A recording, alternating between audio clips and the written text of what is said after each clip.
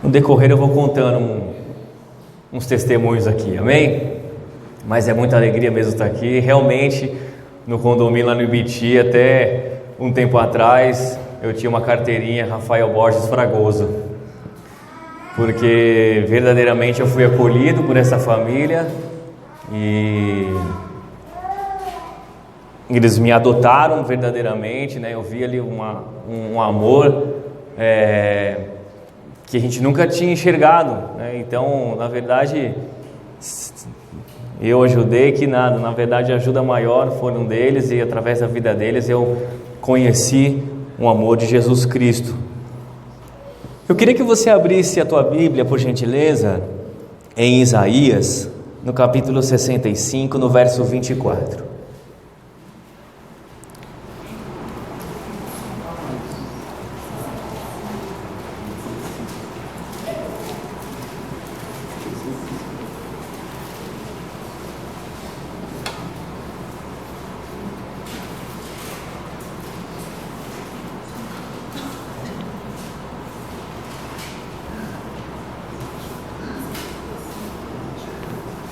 Quem achou, dá um glória a Deus. Amém. 24. Exato, Isaías 65, verso 24 diz assim: antes de clamarem, eu responderei, ainda não estarão falando, e eu os ouvirei. Para complementar esse Isaías, vocês não precisam abrir esse, mas lá no Salmo 139, um salmo de Davi, um salmo muito rico em intimidade e em profundidade com Cristo, diz assim: Senhor, Tu me sondas e me conheces, sabes quando me sento e quando me levanto, e de longe percebes os meus pensamentos, sabes muito bem quando trabalho ou quando descanso, todos os meus caminhos te são bem conhecidos, antes mesmo que a palavra me chegue à língua, Tu já conheces inteiramente, Senhor. Tu me cercas por trás e pela frente, e põe a Tua mão sobre mim. Que fantástico! Então você vê Isaías trazendo uma colocação de, antes mesmo de falar, antes mesmo de pedir, o Senhor já chegava, já sabia, já conhecia. O próprio Davi relata isso no teu salmo. Se você depois, eu sei que você busca bem a palavra, depois você mergulha nesse Salmo 139, ele fala coisas que, por exemplo, Deus o conhecia como um embrião, e antes de uma formação, ele já sabia que os livros, no livro do Davi, como se fosse a história dele, o Senhor já havia escrito. Então, eu refletindo um tempo atrás nesse salmo e também nesse versículo registrado por Isaías, nos traz uma grande intimidade com Deus, nos mostra o tamanho do interesse de Deus sobre nós, da proximidade, da atenção dele sobre nós. Eu não sei se você já teve uma sensação como essa. Eu já tive algumas vezes. Hoje isso até foi superado, mas de surgir dúvida: mas como que Deus olha para mim? Logo eu. Se fosse para o Diogo tudo bem, mas eu, como que Ele pode me conhecer? Como Ele pode olhar para mim?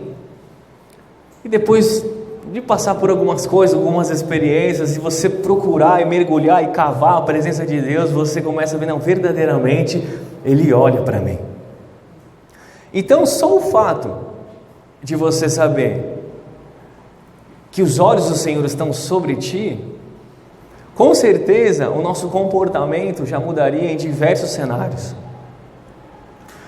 Mas o que eu quero trazer para a igreja essa noite, e eu quero não por minha vontade, mas porque o Senhor ministrou a minha vida, sobre intimidade, sobre com o desejo de Deus de estar próximo dos teus filhos. Sabe, se você mergulhar na palavra e você começar desde Gênesis analisar as histórias, até você chegar lá em Apocalipse, vão ter diversos personagens, diversos cenários, épocas, culturas.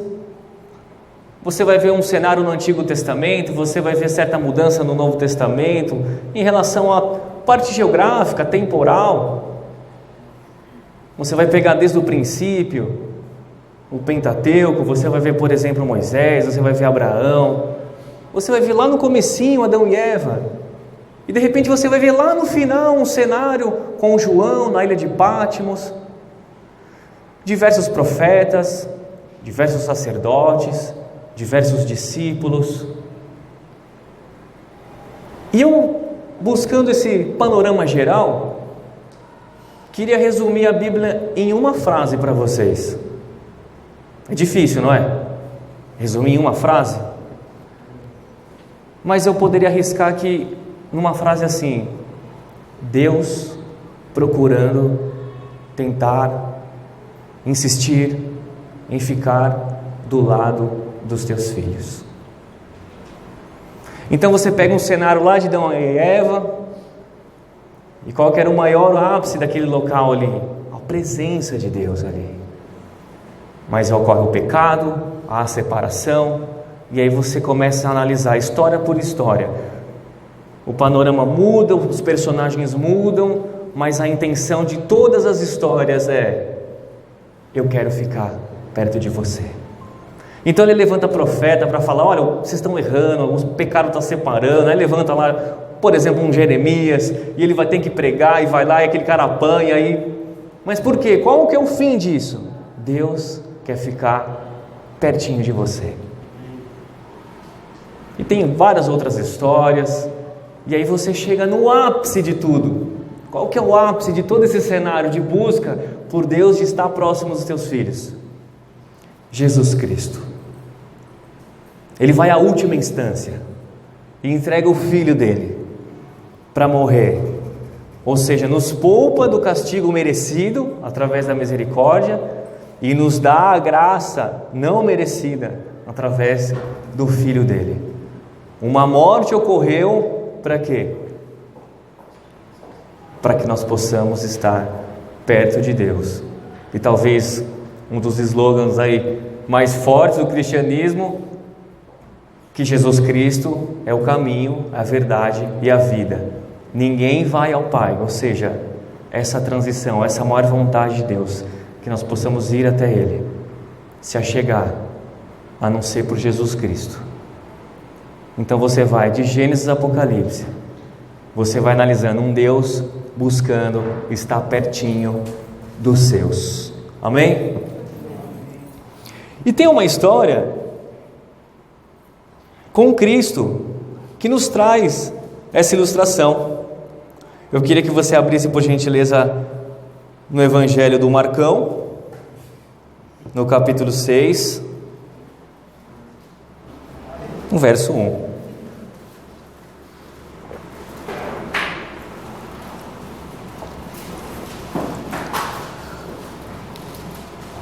Intimidade é assim, a gente chama já o evangelista de Marcão.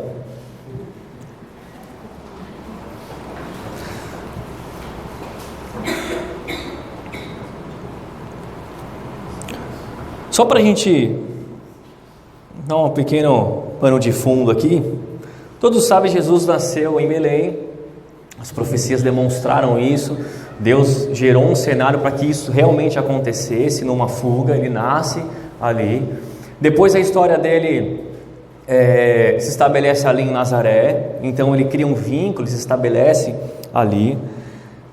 Se você for olhar o início ali da caminhada ministerial dele, Cafarnaum é um lugar que é bem acentuado, e esse cenário, ele tinha acabado de sair de Cafarnaum, e ele estava indo para Nazaré.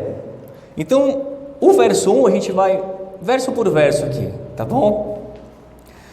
Vocês conhecem esse texto, vocês são respaldados por um grande homem de Deus.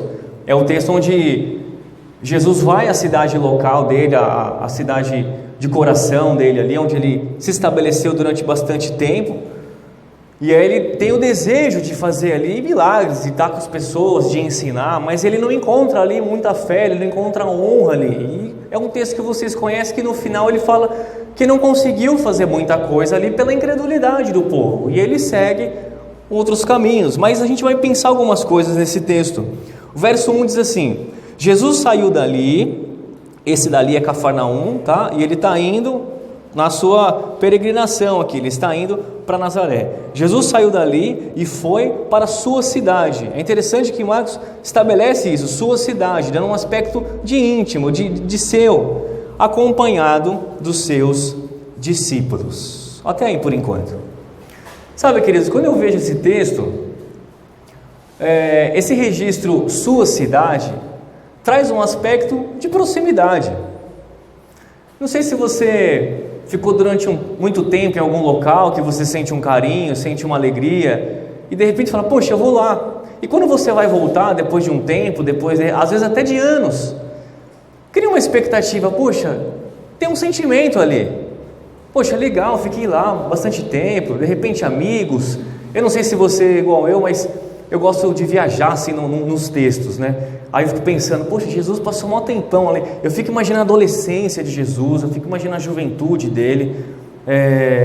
Fico pensando assim, será que ele brincava com a galera lá? E eu creio que sim, né? Porque até as dificuldades, né? A palavra registra que Jesus passou por todas as tentações, ele viveu como um homem, né? Tem textos que relatam que, por exemplo, ele sentiu fome. Então eu creio que ele teve uma história ali, uma história como um menino, como um adolescente, como um jovem, como um adulto, né, a sua maturidade, até começar de fato o seu ministério. Então, quando a palavra nos fala, Jesus saiu dali e foi para a sua cidade, nos traz um aspecto de carinho, de intimidade. O que não consigo entender aqui, amados? Que de certa forma, no coração de Jesus, tinha um sentimento de intimidade. Eu vou ali estar com os meus, de repente ele pode ter imaginado, vou encontrar aquele amigo de infância, de repente vou encontrar um pessoal que está lá. Gerou uma expectativa no coração de Jesus, nos trazendo um aspecto de relacionamento, de intimidade, de proximidade. Só que o texto, quando vai se estabelecendo aqui, o verso 2, acompanhe na sua Bíblia por gentileza. Quando chegou o sábado, começou a ensinar na sinagoga, e muitos dos que ouviam ficavam admirados. De onde lhe vêm estas coisas? Perguntaram eles. Que sabedoria é esta que lhe foi dada? E esses milagres que ele faz? Volta aqui comigo. Então Jesus estabeleceu a forma de se aproximar, de se relacionar, uma delas, né? O ensino. O acompanhar, o ensino e os milagres também. Por exemplo, você pega o último versículo do Evangelho de João, lá é estabelecido que não há como registrar todos os milagres e as maravilhas de Jesus, tamanha quantidade. Então, de repente, a gente se apega ali a uns 10 milagres que Jesus fez, só que na profundidade da palavra, ele fez muita, mas muita coisa, e João estabelece isso, não tem nem como registrar tudo isso. Ou seja, Jesus não parou, cara. Ele estabeleceu também o ápice dele foi a cruz, amém? Nada se supera. Jesus veio para morrer na cruz por nós, como sacrifício vivo, o Cordeiro, o Filho de Deus. Mas Jesus, pela sua grande compaixão, ele cuidou de pessoas, ele ajudou, ele andou junto, ele caminhou, ele ensinou, trouxe conhecimento, operou milagres, prodígios, maravilhas. Então, uma das formas de se relacionar, de se aproximar de Jesus, foi o ensino, foram os milagres. Só que o verso 2 estabelece o seguinte: quando Jesus começou a ensinar, começou ali a operar os milagres, houve dúvida ali em Nazaré. Não sei se você vai se identificar com Nazaré até o final, mas houve dúvida, e eles começaram a perguntar, mas como que isso acontece? De onde vem isso? Só que as histórias de Jesus já vinham sendo estabelecida. Quando você emenda o verso 3, você entende o que está acontecendo aqui e é onde eu quero chegar. O verso 3 fala o seguinte: não é esse o carpinteiro, filho de Maria, o irmão de Tiago, de José, de Judas e Simão? Não estão aqui conosco as suas irmãs? E ficavam escandalizados por causa dele. Sabe o que Deus ministrou no meu coração? Eu queria que você prestasse bastante atenção nesse momento.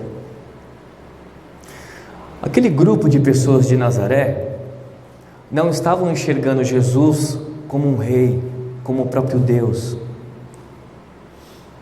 mas como aquele menino, o filho do carpinteiro.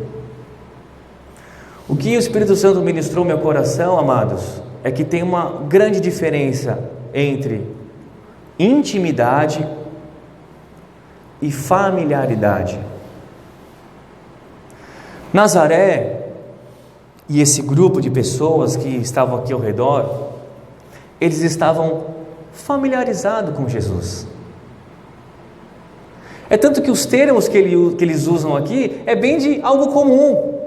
Ah, mas espera aí, esse não é o filho do Zé? O carpinteiro?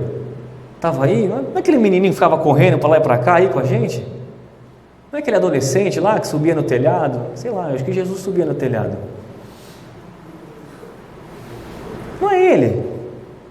Ou seja, não deram crédito, não deram confiança, porque se tornou algo comum, algo familiar, algo rotineiro.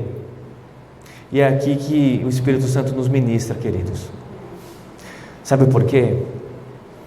Porque há um risco de nós, como cristãos, nos tornarmos apenas familiares.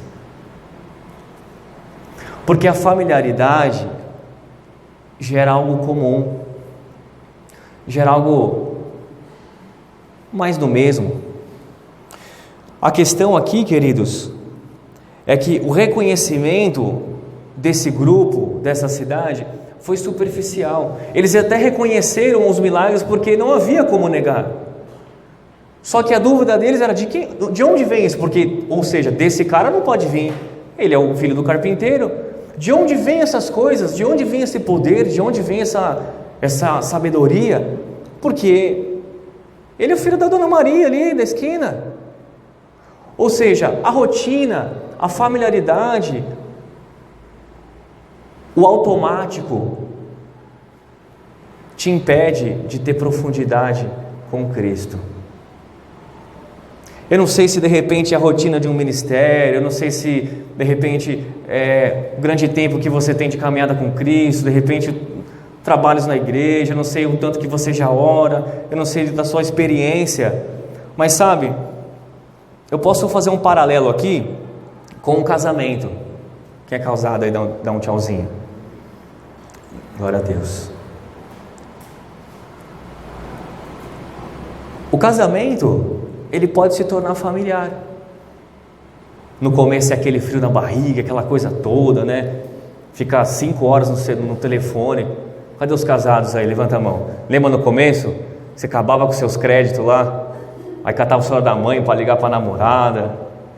Claro que tem um aspecto da maturidade, né? A gente muda um pouco o comportamento. Isso não denigre o nosso amor pelas nossas esposas e as esposas para com o marido. Só que a rotina do casamento, trabalho, filhos, recurso financeiro, as coisas desse mundo, como Paulo bem nos orientou. Vai casar, filho? Vou casar. Então se prepara para as coisas desse mundo. É ou não é? Está solteiro? Então dá uma segurada, continua solteiro, vai até onde dá. Mas se não der, é melhor casar, né? Não deu para mim, preferi casar, né, amor? E bem casado, diga-se de passagem. A rotina do casamento, a mesmice, vai deixar algo familiar. Ah, é assim mesmo, já sabe, já me conhece, então não se preocupa mais. Começa a perder a honra, começa a perder o crédito, começa a perder a submissão, o amor maior. O relacionamento com Jesus, queridos, às vezes pode te deixar apenas familiar. Sabe por que eu pensei nisso também? Eu estava lendo uma pesquisa no IBGE, um censo de 2010, e esse censo estabelecia que 86,7% do nosso país é cristão. Você pode falar amém por isso? Amém. Amém. Legal.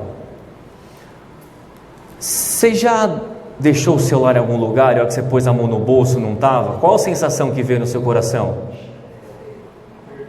Qual a sensação? Roubaram. A primeira instância perdi, tipo assim, deixei lá, mas logo na sequência já vem, alguém passou e pegou.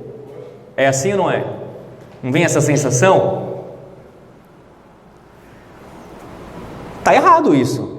Se eu vivo num país que quase 90% é cristão, se eu ponho a mão no meu celular e meu celular não está lá, eu falo assim, poxa, meu celular não está aqui, deixa eu pensar onde eu deixei. Com a maior tranquilidade você ia fazer uma retrospectiva de onde você passou, e naquele restaurante você ia passar lá, o garçom ia te entregar, ou de repente ia ter já um negócio de achados e perdidos, se você estivesse no shopping, por exemplo, não, tranquilo, daqui a pouquinho, amor, quando a gente for embora, eu passo lá no achados e perdidos do shopping e vai estar lá. De repente até com um troco a mais assim, para eu trocar o celular, com crédito, né? Pô, tem 90% de cristão, vai ter até crédito. O irmão vai achar e falar assim, o irmão perdeu, vamos pôr um crédito para ele aqui. Tem alguma coisa errada, não tem? O Diogo, quando foi ministrar lá em Boituva, agora não sei se foi você que falou isso, ainda está há uns resquícios ainda aqui, mas você vai no banco, a caneta está lá presa por quê? Por uma corrente. Mas por quê? Tem 90% de cristãos quase aqui, alguém vai levar uma caneta? Não, tudo bem, talvez ele vai esquecer e vai pegar, mas se o cristão pegar e esquecer, nossa, eu peguei a caneta do banco aqui, ele volta, amados, ele volta e deixa a caneta lá, mesmo que for a bique do presidente, mas ele volta lá e deixa. Então o que eu concluí com isso? Quero compartilhar com vocês que esses 87% aí, 86,7%, na verdade, a grande maioria, eu não posso mensurar isso numericamente, mas a grande maioria não tem intimidade com Jesus, mas sim familiaridade. Quando as coisas estão ruins eu vou orar, aí o negócio não acontece nada, aí os caras sabem que você é da igreja e tal, você que é da igreja, sempre era assim, no trampo, né, lá na academia que eu dava aula, Rafa, não, você que é da igreja aí, mano, ora aí, porque está acontecendo o seguinte. Então assim, sempre num cenário ruim, numa coisa que você precisa de algo a mais, de uma ajuda a mais, a familiaridade te dá poxa, Jesus, vou pedir para o Diogão fazer uma oração lá, o crente das 6, né, 6 horas, 6 horas por nós lá, que as coisas não estão muito bem. Isso é familiaridade. Pode estar linkado a um contexto. O nosso país tem uma colonização do catolicismo, dos portugueses, então tem esse cenário tradicional. Então, o que eu quero trazer para vocês, queridos, é que a familiaridade, ela gera incredulidade. Porque ser só familiar não te gera uma crença profunda. Porque essa população de Nazaré estava familiarizado com Jesus, só que não davam crédito e honra a Ele. Se você seguir o texto aí junto comigo,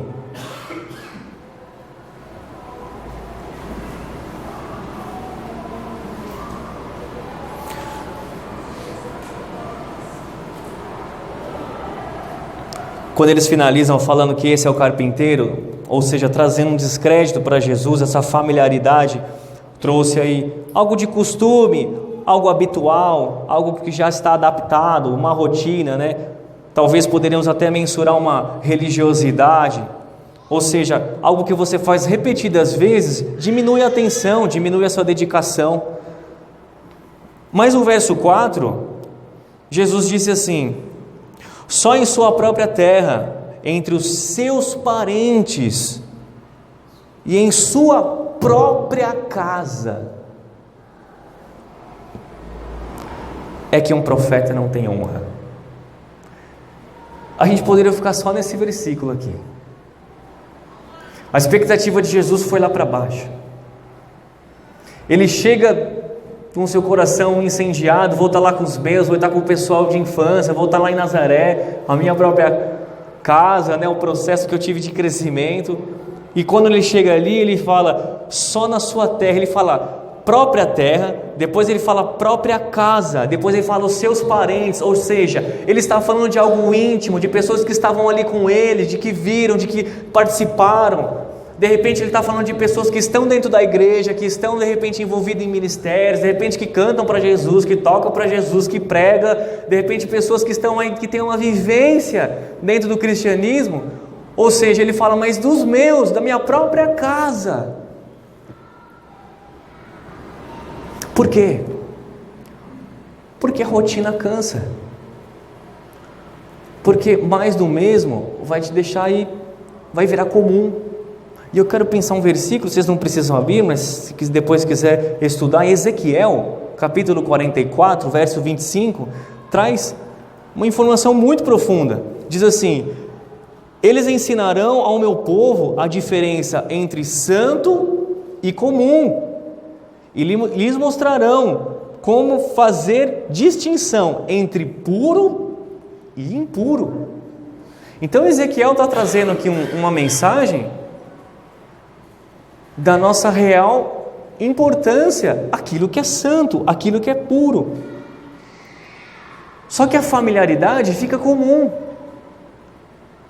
A familiaridade está muito linkada à religião, a um processo de dogma, a um processo de liturgia, de ritos. Então de repente você vê uma nação que vai para a igreja, que escuta uma mensagem, que vai, mas qual a profundidade disso? Quando eu falo para você, Jesus morreu por você, o quão isso te mexe com você, o quão isso é profundo para você, ou de repente você escuta isso desde quando nasceu, de repente há 30 anos, há 40 anos, de repente há 99 anos, o quão mexe Jesus? A palavra ela se renova cada manhã, amém? Ou seja, há um cenário novo, há uma revelação nova, há um texto novo, há uma direção nova de Deus para você, há sempre algo diferente. Sabe, às vezes, eu gosto muito quando a gente conversa assim da nossa história, de tudo que aconteceu. Eu frequento uma igreja que eu participei da história desde o início, desde o seu embrião até agora. E às vezes a gente bate um papo com algumas pessoas mais antigas e fala assim: poxa, legal, né? Lembra aquela época, lembra aquela fase. Isso é maravilhoso, isso é maravilhoso. Só que, queridos, eu tenho que falar uma coisa para você. Já foi, passou. Aquele maná foi maravilhoso, me alimentou, me trouxe até aqui, mas e daqui em diante? E as vidas que tem para buscar? E as pessoas que a gente tem para ministrar, para cuidar, para trazer para essa casa maravilhosa? Só que a familiaridade é todo mundo... traz um senso comum assim de tá tudo certo, tá tudo comum, sou de Jesus, você é de Jesus também, e tá tudo certo. Amados, é muito mais profundo, amém? Jesus tem muito mais para você. Você e eu somos muito deformados no nosso caráter ainda, muito, e precisamos muito mais dessa intimidade, dessa profundidade dele. Sabe, quando Jesus expressa essa frase, só em sua própria terra, entre os seus parentes, entre a sua própria casa, é que o profeta não tem honra. Ou seja, o automático gerou uma incredulidade. Eles não deram honra para Jesus, eles não se curvaram a Jesus. Aquela rotina, aquela mesmice, trouxe um termo que é muito perigoso: o morno. O morno dá náusea para Deus. O morno dá má digestão para Ele. Ele põe para fora. Quem está quente, ele dá glória a Deus. Glória a Deus. Aleluia. Essa palavra é para uma igreja lá do Macapá. Sabe, queridos, o costume, a rotina desvaloriza a cruz. Fazer sempre a mesma coisa. Às vezes a gente critica o grupo de pessoas que faz a repetida oração, mas nós, como cristãos protestantes, muitas vezes estamos fazendo sempre a mesma oração. Aquela oração quando você sai de casa: Senhor, abençoe meu trabalho, abençoe o caminho, coloque os teus olhos ao redor da minha vida, abençoe minha esposa, os meus filhos, Senhor, que eu consiga os clientes, amém. Chega lá e você vai comer, você pode até agradecer: Senhor, obrigado por esse prato de comida. Mas é uma repetição, que isso, e eu não estou falando nem que isso está errado, amém? Estou falando que isso está errado, muito pelo contrário, mas você tem que entender, ter o tato disso, a profundidade disso. E saber que de fato você está falando com Ele, porque os olhos dele estão em todos os lugares, como nós vimos lá em Isaías, do registro, e no próprio Salmo de Davi, ele fala dessa proximidade. No embrião da tua mãe eu já te conheci, ou seja, eu estou ali o tempo todo. E qual a consequência dessa desvalorização? Qual é a consequência de tornar aquilo que Jesus estabelece como comum, o relacionamento dele comum, como rotina, como algo religioso? Qual foi a consequência para esse povo? No verso 5 você encontra. Diz assim o verso: e não pôde fazer ali nenhum milagre, exceto impor as mãos sobre alguns doentes e curá-lo. Marcos registra o seguinte: e não pôde. Sabe o que significa esse não pôde? Significa que ele queria muito. Ele não pôde fazer, ou seja, ele foi impedido de fazer. Não que ele não tivesse poder, mas porque precisava ter uma conexão de fé ali, de honra. Mesma coisa quando alguns fariseus chegam para Jesus e falam assim: Jesus, você é o cara, né? Jesus nem fala nada. Esse é um cenário meu, tá? E aí eles falam assim: Jesus, se você é Jesus mesmo, então faz um milagre aí.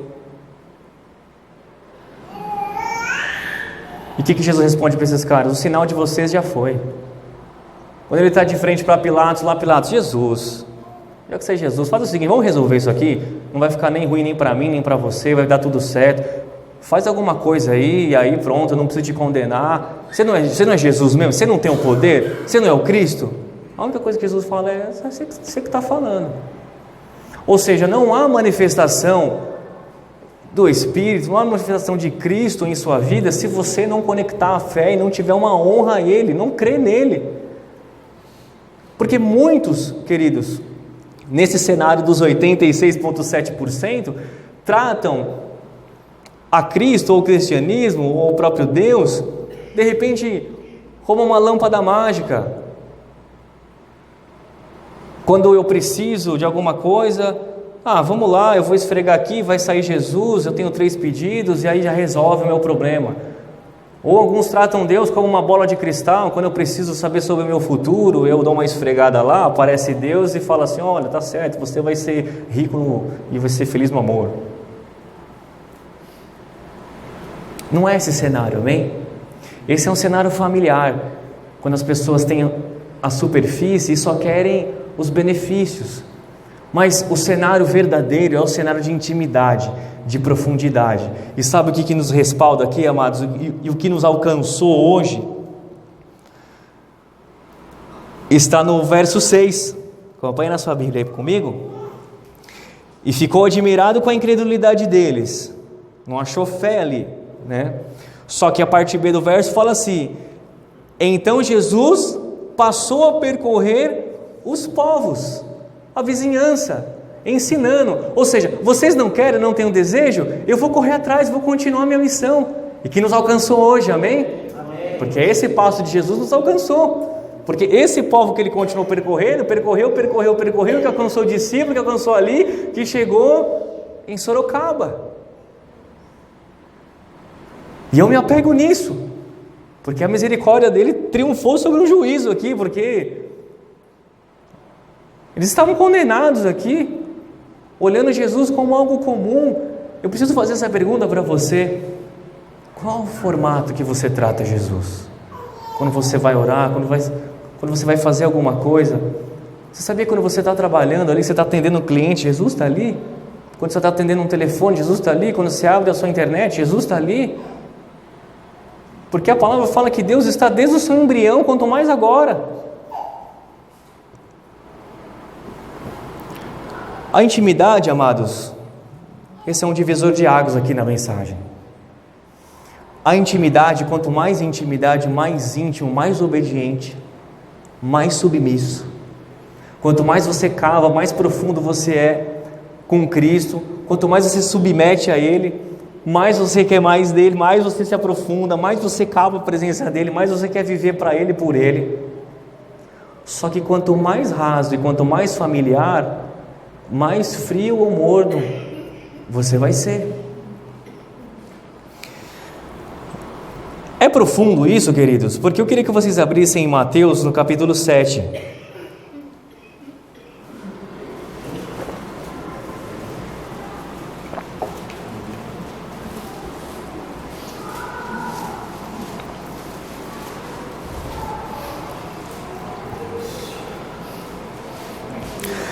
Capítulo 7, você pode ir junto comigo lá no verso 22.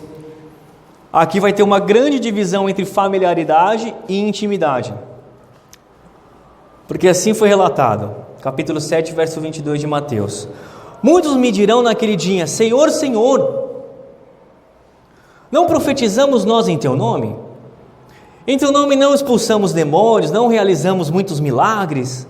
Então eu lhes direi claramente: nunca os conheci. Nunca os conheci. E tem um agravante aqui ainda: afastem-se de mim, vocês que praticam o mal. Que mal que eles praticaram? Que mal que eles praticaram? Vocês leram bem o texto? Talvez esses caras fizeram mais até do que nós. O texto fala que eles expulsavam demônios, que eles profetizavam, eles faziam sinais, realizavam muitos milagres. E o que Jesus fala para ele? Eu não te conheço. Caramba, mas espera aí, não te conheço? O fazer, o operar, não é nós, querido.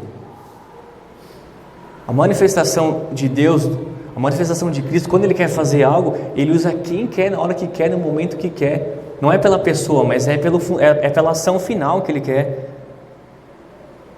Jesus nos deu tijolo, pedra, jumento. A mim, a questão não está no final.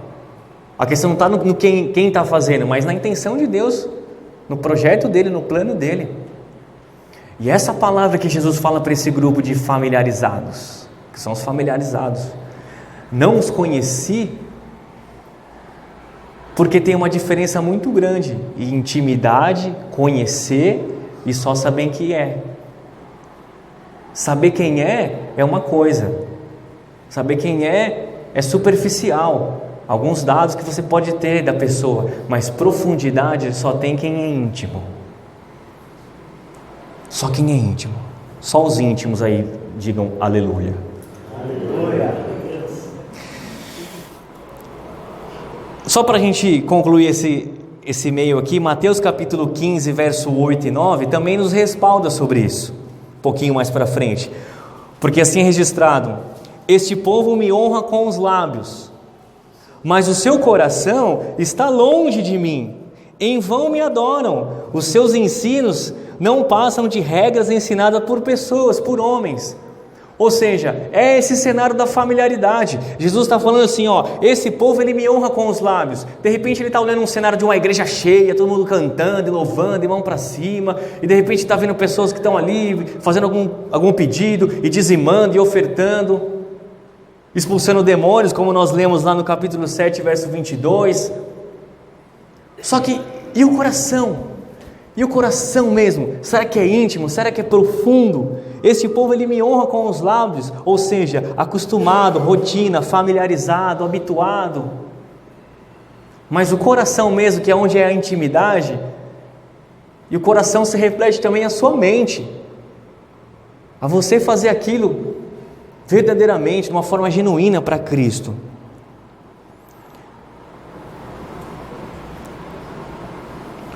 Tem um profeta aqui, está na Bíblia, hein? Sofonias. Vamos abrir? Só para fazer o teste eu falo mergulhando na palavra. É no Escola Bíblica Dominical. Abre em Sofonias, capítulo 3, verso 17.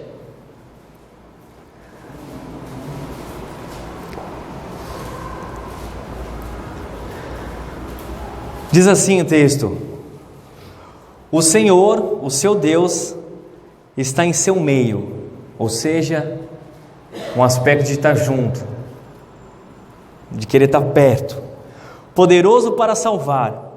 Ele se regozijará em você, com o seu amor renovará. Ele se regozijará em você com brados de alegria. Sabe o que isso transmite para mim, queridos? Eu não sei se você conseguiu entender a profundidade. O tamanho da alegria de Deus de estar pertinho de você. E não é uma alegria assim, nossa, estou tão feliz. O texto fala que Ele dá brados de alegria. Por que Ele dá brados de alegria? De saber que você está perto e que Ele pode se aproximar de você, porque o sangue de Cristo Jesus te purificou, te limpou. Para a gente caminhar para o final aqui, amados, a gente pode abrir também Ezequiel capítulo 47, porque esse texto nos dá um certo entendimento sobre esses níveis de profundidade, de quando você sai de um aspecto só de saber quem é, e você começa a mergulhar e entender em profundidade e chegar num ápice de uma intimidade com o Senhor. É uma visão que esse profeta teve. Ezequiel capítulo 47, verso 3.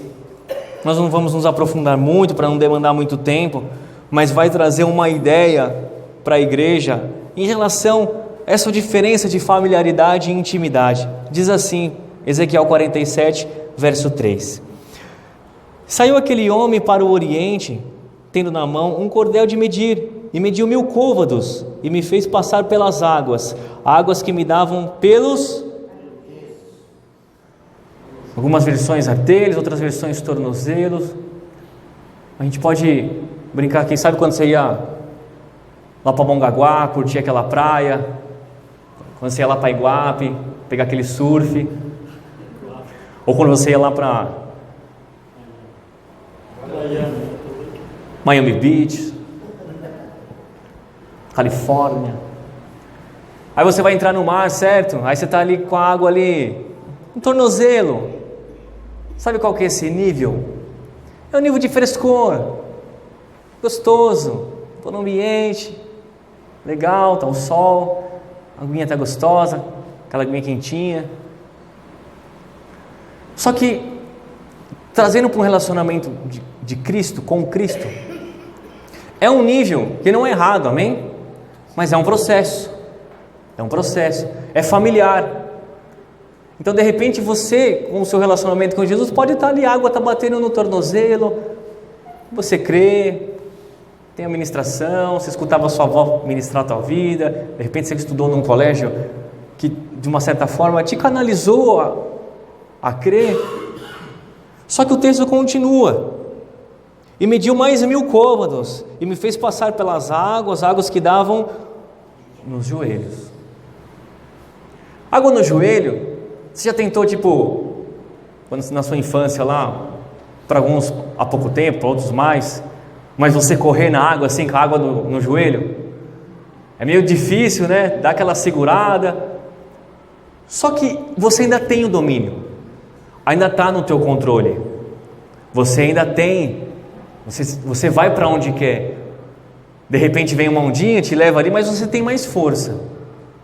Às vezes o relacionamento com Jesus está assim: você se entregou mais, você teve um pouquinho mais de vivência, teve algumas experiências, mas ainda não há aquela entrega total. Ainda está na familiaridade, ainda está no aspecto de: eu estou lá na igreja, vamos lá, Só que aí Deus pede essa visão para ele um pouquinho mais adiante. E o texto fala que ele mediu mais 1000 côvados e fez passar pelas águas que davam nos lombos, região da lombar, aqui do quadril. Já fica um pouco mais difícil você andar.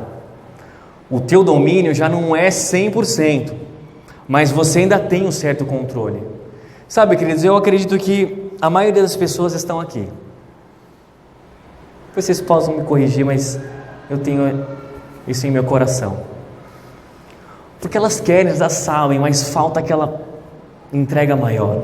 Elas querem ainda ficar com um certo domínio. Quando Deus fala assim, não, pega a esquerda, e você, sabe, a água está aqui, a maré está subindo, você não vou para a direita. Porque ele quer ter isso, esse domínio, ele quer ter esse controle ainda. A familiaridade proporciona isso, porque ainda está um pouco raso. Só que o texto finaliza aqui, amados, dizendo o seguinte, para ele andar mais 1000 para frente. E depois vocês mergulham nesse texto aqui, quando ele anda 1000 para frente, ele perde o controle. O profeta ele fala assim, agora precisa ser a nado, porque assim, eu já não tenho controle da terra, porque as águas já são profundas. Posso dizer uma coisa? É aí que Deus te quer. De repente você está há anos com a água no tornozelo, de repente você está há anos na água aí com o joelho, no joelho ou no quadril. Isso é tudo um aspecto familiar, o ambiente, a rotina. Água profunda. Profundidade. Tem um milagre que Jesus faz que cabe aqui. Quando Jesus está vendo os discípulos tendo dificuldade com a pesca, e aí Pedro fala assim, passamos a madrugada inteira e não pegamos nada. Sabe o que Jesus fala para ele? Lucas capítulo 5, verso 4, tendo acabado ele de falar, disse a Simão, vá para onde as águas são mais profundas. E aí Pedro ele fala assim, Senhor, mestre, aqui você sabe, né, pescador, tem experiência, nós passamos a madrugada inteira, não pegamos nada. Mas Jesus dá essa ordem para ele, vá onde as águas são mais profundas. Vocês conhecem o texto? Eles vão. E lá, queridos, aonde a água é profunda, é que Deus se manifesta em sua vida. Aleluia. Porque aonde a água é rasa, Ele até pode se manifestar, Ele se manifesta, eu creio nisso. Só que esse é só um processo, é só um meio, precisa ir além. Porque lá onde águas são profundas, tem intimidade. E eu acredito que essa noite alguns passos vão ser dados adiante, amém? Eu vou pedir para você fechar os teus olhos por um instante. Nós vamos ter mais uma ministração ainda para você refletir em algo aqui.